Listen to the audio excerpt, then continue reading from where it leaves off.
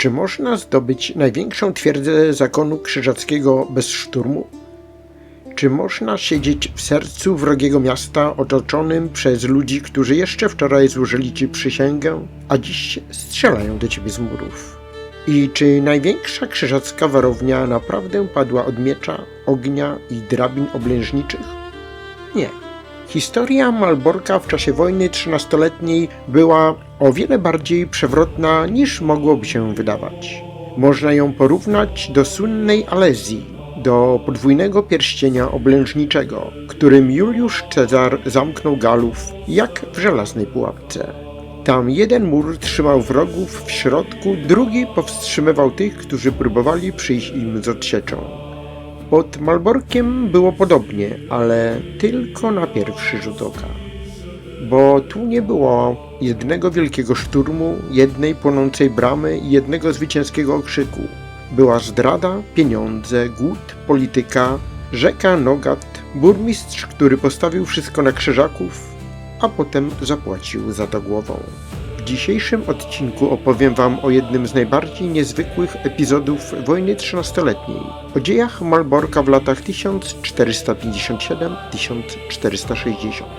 O tym, jak zamek trafił w ręce Polaków, dlaczego miasto wróciło do krzyżaków i jak mogło dojść do sytuacji, w której polska załoga broniła zamek, a krzyżaccy stronnicy trzymali miasto tuż obok. Bo Malbork przez 3 lata był rozdarty na pół. Z jednej strony polski zamek, z drugiej krzyżackie miasto. A między nimi mury, ogień, strach i zdrada.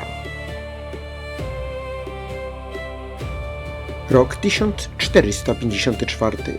Wybucha wojna 13-letnia. To nie jest kolejna mała graniczna awantura z zakonem. To wielki konflikt o przyszłość Prus, o handel, miasta, porty, pieniądze i o władzę nad Bałtykiem. Po jednej stronie stoi Królestwo Polskie i Związek Pruski, czyli miasta i rycerstwo pruskie zmęczone rządami zakonu. Po drugiej stronie krzyżacy, którzy przez ponad 100 lat budowali w tej części Europy własne państwo. A symbolem tej potęgi był Malbork. Największy zamek ceglany średniowiecznej Europy. Dawna siedziba wielkich mistrzów. Twierdza, która samym swoim wyglądem mówiła: tu jest serce zakonu. Ale nawet największa twierdza nie obroni się, jeśli zabraknie pieniędzy. I właśnie pieniądze stały się kluczem do Malborka. Krzyżacy prowadzili wojnę głównie za pomocą wojsk zaciężnych. Najemnicy walczyli dobrze, ale mieli jedną prostą zasadę. Żołd musi się zgadzać. A jeśli żołdu nie było, lojalność zaczynała topnieć szybciej niż śnieg na wiosnę. Zakon zalegał z wypłatami. Według umowy z 9 października 1454 roku zakon zostawił gwarancję na twierdzach. W przypadku nieuregulowania żołdu najemnicy mogli sprzedać twierdzę. Taka średniowieczna hipoteka. Najemnicy czescy i niemieccy, którzy trzymali Malbork, nie zamierzali umierać za ideę, gdy sakiewka była pusta. Załogą twierdzy dowodził Ulrik Czerwonka, zwany też jako Oldrzych Czerwonka z Ledecza. Najemnicy wysłali oferty kupna Malborka do Szwecji, Brandenburgii i Infland. Zaczęły się rozmowy, twarde, chłodne i bardzo średniowieczne. Nie pytano wtedy, kto ma moralne prawo do zamku. Pytano, kto zapłaci. I zapłacił król Polski, Kazimierz Jagiellończyk. 190 000 florenów, które wyłożył Gdańsk za przywileje. Za tę kwotę wykupiono Malbork, Tczew i Iławę. W czerwcu 1457 roku Malbork, serce potęgi krzyżackiej, został przekazany Polakom. Nie zdobyto go klasycznym szturmem, nie wyrąbano bramy toporami, nie zasypano fosy trupami. Zamek został wykupiony od nieobłaconych zaciężnych. To był dla zakonu cios, potężny nie tylko militarnie, ale też symbolicznie. Wyobraźcie sobie tę scenę. Kazimierz Jagiellończyk wjeżdża do Malborka, do twierdzy, która przez dziesięciolecia była znakiem krzyżackiej dominacji. Korytarze, refektarze, dziedzińce i wieże, gdzie wcześniej rządzili wielcy mistrzowie, teraz przechodzą pod władzę króla polskiego.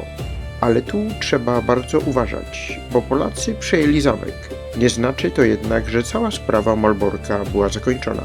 Miasto, które leżało przy zamku, miało własne interesy, własnych ludzi, własny patrycjat i własne lęki.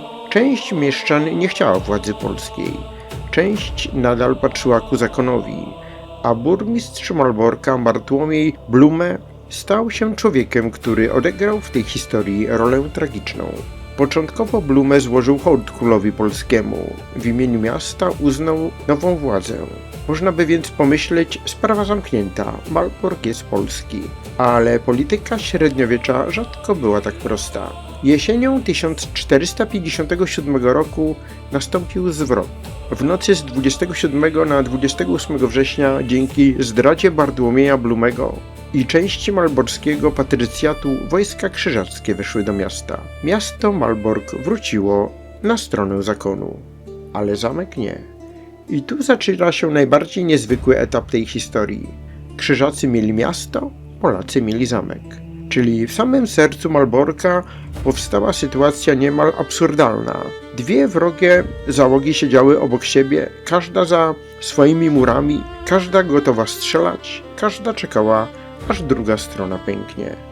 Zamek był potężny, ale nie był przecież magiczny. Trzeba było jeść, trzeba było mieć wodę, amunicję, ludzi, proch, bełty, kamienie do machin, drewno, lekarstwa i wiadomości.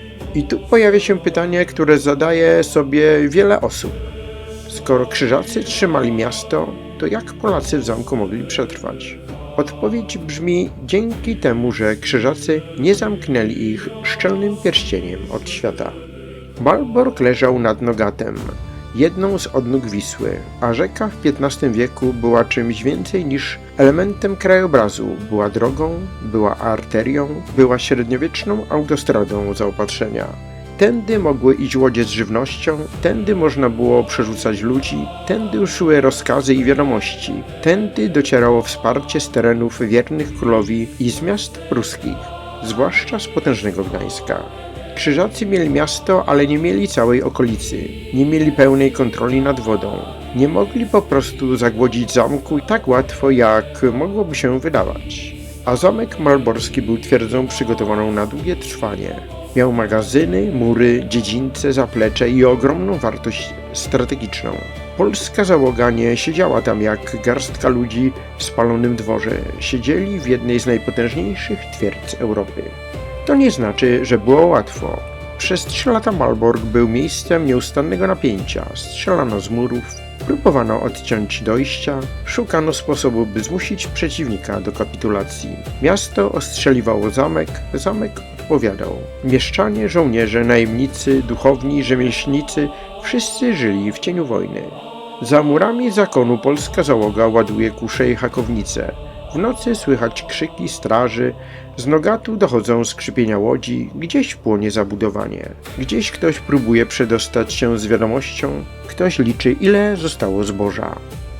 To nie była romantyczna wojna z obrazka, to była wojna nerwów, głodu i wytrzymałości. A Bartłomiej Blumen? Dla jednych mógł być obrońcą dawnego porządku, dla innych zdrajcą, który najpierw złożył hołd królowi, a potem otworzył drogę krzyżakom. I właśnie ta druga ocena miała ostatecznie zwyciężyć. W 1460 roku sytuacja zaczęła się przechylać na korzyść strony polskiej. Polacy nie tylko utrzymali zamek, ale zaczęli coraz mocniej zaciskać pętlę wokół miasta. Celem nie było już tylko przetrwanie. Celem było odzyskanie całego Malborka. Zaczęto odcinać miasto od zaopatrzenia, blokować drogi, utrudniono ruch na Nogacie. Budowano umocnienia polowe, drewniane konstrukcje, palisady, rowy, stanowiska dla artylerii i broni palnej. Wszystko to miało jeden cel – zdusić miasto. Jeśli wcześniej rzeka pomagała utrzymać polski zamek, teraz kontrola nad rzeką zaczęła dławić krzyżackie miasto. To piękna ironia tej historii. Najpierw Nogat był ratunkiem dla Polaków w zamku, potem stał się narzędziem nacisku na ludzi trzymających miasto. W Malborku zaczęło brakować żywności, rosło zmęczenie, strach wśród mieszczan musiał być coraz większy, bo jedna rzecz to opowiedzieć się po stronie zakonu w chwili nadziei, Druga rzecz to trwać przy tej decyzji, kiedy w mieście zaczyna brakować chleba, a za murami rośnie siła oblężnicza. W końcu miasto skapitulowało. Na początku sierpnia 1460 roku Malbork wrócił pod władzę polską. Tym razem nie tylko zamek, ale również miasto. Po 3 latach dziwnej, dramatycznej sytuacji Malbork przestał być rozdarty na pół, ale zwycięstwo miało swoją cenę. I miało też swoją zemstę. Bartłomiej Blumen został pojmany i osadzony jako zdrajca. Dla króla polskiego i jego ludzi sprawa była jasna. Burmistrz złożył hołd Kazimierzowi Jagiellończykowi, a potem przyczynił się do oddania miasta Krzyżakom. W średniowieczu taka zdrada nie kończyła się wygnaniem, grzywną ani utratą stanowiska. Kończyła się śmiercią. 13 sierpnia 1460 roku Blume został stracony. Wyrok wykonano przez poćwiartowanie. Wraz z nim stracono jeszcze 2 innych mieszczan, którzy opowiadali się za przejściem Malborka na stronę zakonu. To był jasny sygnał. Król mógł wybaczyć wielu mieszkańcom, bo potrzebował miasta, podatków, rzemiosła i spokoju, ale przywódcy zdrady nie mogli liczyć na łaskę.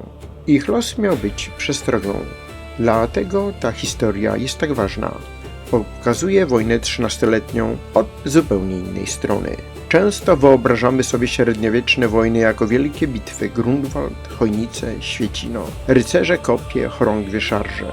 A tymczasem w wyniku wojny bardzo często decydowały rzeczy mniej widowiskowe, ale równie brutalne. Pieniądze dla najemników, kontrola rzek, lojalność mieszczan, zapasy zboża, blokady, zdrady i układy. Malbork nie został zdobyty tak, jak zdobywa się twierdzę w legendzie. Najpierw kupiono zamek, potem stracono miasto przez zdradę, potem przez 3 lata utrzymywano polską załogę w samym sercu dawnej krzyżackiej potęgi, a na końcu odzyskano miasto niewielkim szturmem, ale cierpliwym duszeniem przeciwnika. To jest historia mniej efektowna niż jedna wielka bitwa, ale może nawet bardziej fascynująca. Bo pokazuje, że państwa nie wygrywają tylko mieczem.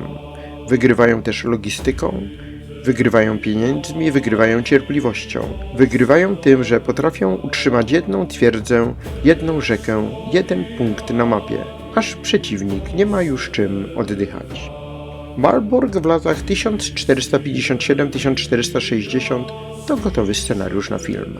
Mamy ogromny zamek, mamy króla, który przejmuje serce państwa zakonnego, mamy najemników, którzy sprzedają twierdzę, bo nie dostali zapłaty, mamy burmistrza, który składa hołd jednej stronie, a potem pomaga drugiej.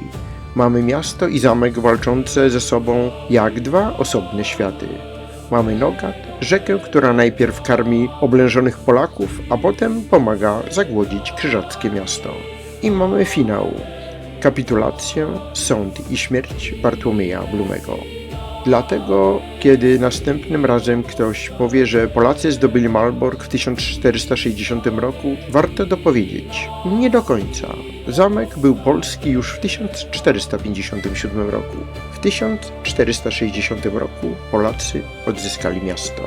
A przez 3 lata Malbork był miejscem niezwykłego paradoksu. Największa twierdza zakonu była w rękach polskich, ale miasto u jej stóp trzymali ludzie wierni krzyżakom. To nie była tylko zwykła obrona, to była wojna o symbol. Bo kto trzymał Malbork, ten zadawał pytanie całej Europie: czy potęga zakonu naprawdę jeszcze istnieje? A odpowiedź przyszła kilka lat później, w 1466 roku, w drugim pokoju toruńskim. Zakon przegrał wojnę, Polska odzyskała Pomorze Gdańskie, ziemię chełmicką, Warmię, Elbląg i Malbork. Powstały Prusy Królewskie, a dawny symbol krzyżackiej dumy stał się jedną z rezydencji polskich królów. I tak twierdza, która miała być sercem krzyżackiego państwa, przez ponad 300 lat służyła koronie polskiej. Do zobaczenia w kolejnym odcinku.